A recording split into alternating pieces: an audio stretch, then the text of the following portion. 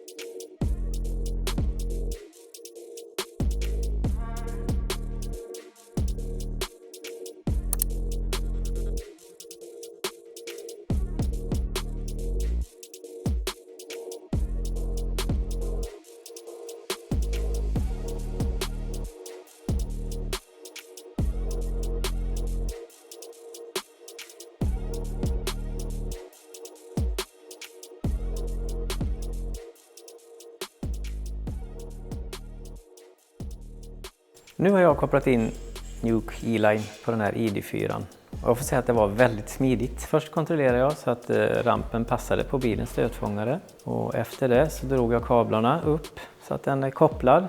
Sen anslöt vi XBB:n och programmerade den så att det fungerar ihop med bilens helljus. När man kopplar XBB:n så består varje strålkastare av 8 segment utav helljusdioder. Man får välja en av de här dioderna och i detta fallet valde vi en diod som heter 0 i vänster strålkastare och då följer XBB:n den dioden just. Tack för att ni tittade!